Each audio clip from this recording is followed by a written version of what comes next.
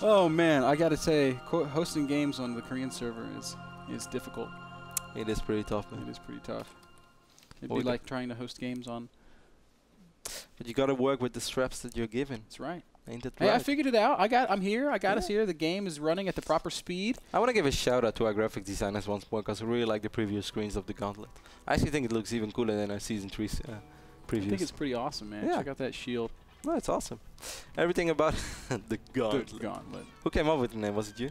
I have no idea who came up with that. Oh, I wasn't here when you guys decided that. It's kind of a generic name for a competition, but I like it. Yeah, It kind of embodies the spirit. You know what I think of when I think of the Gauntlet? I think of Prison Break. Have you watched Prison Break? I have. You don't remember when they were in this prison in Middle America? Like somewhere... Yeah, like the Latin American prison. Yeah, and there this one guy dropped the Gauntlet. And then they were like, oh, Michael, you're going to have to fight now. And he's like, I'm not fighting, but then he made like a secret kick on his knee and dislocated the guy's kneecap or something. You don't remember that? It's good. Oh, I think I just spoiled the entire series now. Don't you worry, guys. It's called Prison Break, so they eventually always break up. Hwangsin is, of course, our Protoss in the right bottom side of Shakura's plateau. And Ryung is our Korean Terran spawning on the left top side. If any of you fine folks are Korean players watching this English broadcast and you would like to join us in the Gauntlet, come check out chat channel NASL on the Korean server. Tell all your Korean friends as well. We want to get 9 games from top Koreans today if possible. I think Crank's in the chat room right now. He might be one of the guys coming up next. We can look forward to that. I think Crank is actually going to do really well. I've been watching his stream a little bit lately. Crank has been streaming really a lot. Since I actually just came back to the US yesterday, guys, or well, the day before yesterday, but it was almost yesterday since it was almost past midnight by the time I came home. Actually, it was past midnight. And at home, I didn't really have much to do because I sold my old PC, so all I had was a laptop. So what I did is watch a lot of VODs and try to watch as many tournaments or play streams as possible. And I must say, Crank's stream is really fun to watch, and man, kid's pretty good. Yes, he is, Kev. Also, good players are Ryung and Hwangsin. As we can see, Ryung looks like he's going to be opening up with a gasless fast expansion. Hwangsin probably going to be doing some sort of variation on the 1-gate expand. As we see this probe poking up the ramp, sees just the Marine coming down. Yep. Doesn't confirm the command center, but I can imagine he's probably going to want to go take another look here in a second. Yeah, maybe he's going to sort of sacrifice his first zealot, just run through. We're playing a lot of PvT, well, just yesterday, since that's the only day I was actually able to play. And I must say, Ben, I'm starting to enjoy the matchup really a lot again. So I'm curious to see how Hwangsin plays. A lot of people are still going with the standard 1-gate Cybercore. I really like the Protosses who try to take a risk and go Nexus first. Even though you have to be really afraid of certain all-ins, there are ways to deal with all of them. Yes, Kev, you are exactly right.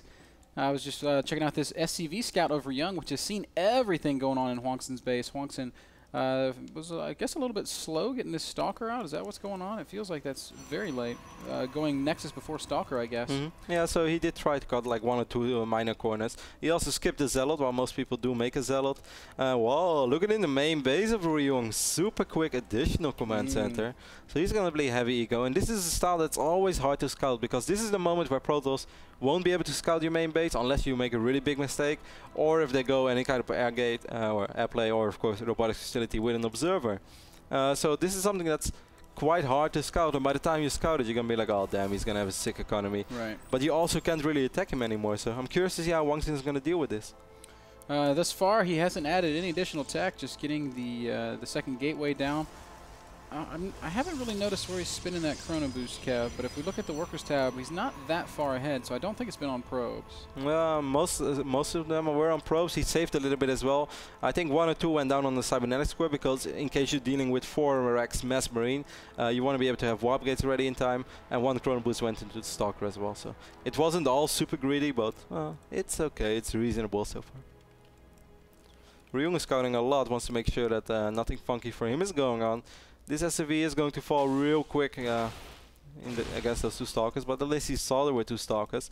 Probably a little bit confused. Why is there not a single sentry? Aren't you worried about any sort of pressure? But there's nothing to be worried about. And nothing at all. It's going to be very hard for Ryung to apply any pressure, I guess, in the immediate future, as he's only got those 3 racks. Building his first add-on only now. His economy, though, is excellent. Robo finally going down for Hwangsin, so he's nearing the point in the game where he'll be able to confirm what his opponent is up to, but it's going to be awfully late. Also getting Blink.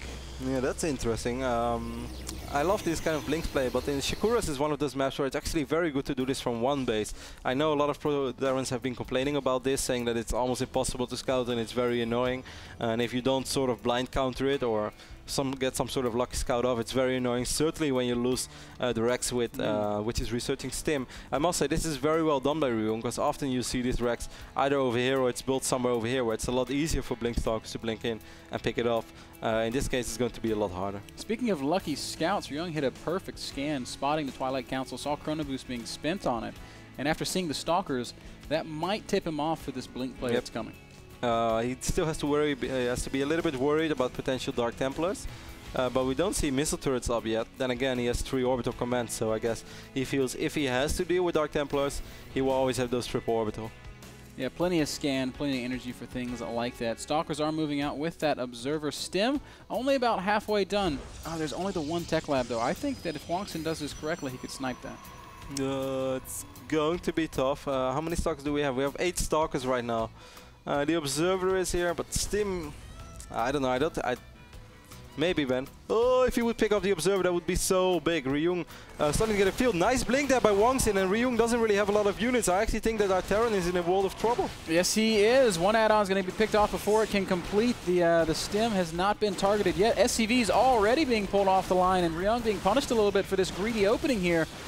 Hwangsin just needs to micro well, and he can do some great damage. Well, he's already dealing really great damage. Is he going for another warp in? Nice blink play so far. Blinks.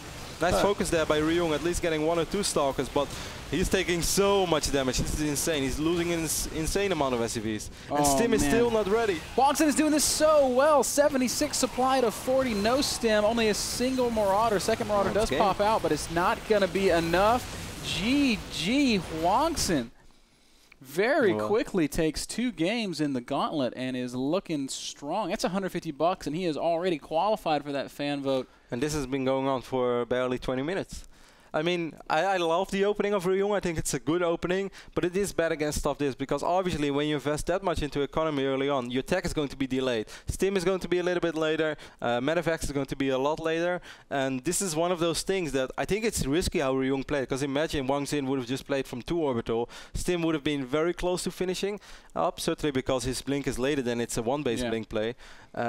If you don't deal the damage that you really want to do, all you can do is sort of contain him then and then hope to transition, because in a big straight up fight, once those Medevacs are there and Stim Marauders are ready, you're not going to have a single chance with your blink Stalkers. That was definitely a bit of a blind counter, but it went very well for Hwangsin. The execution was on point, and he stays alive in the Gauntlet.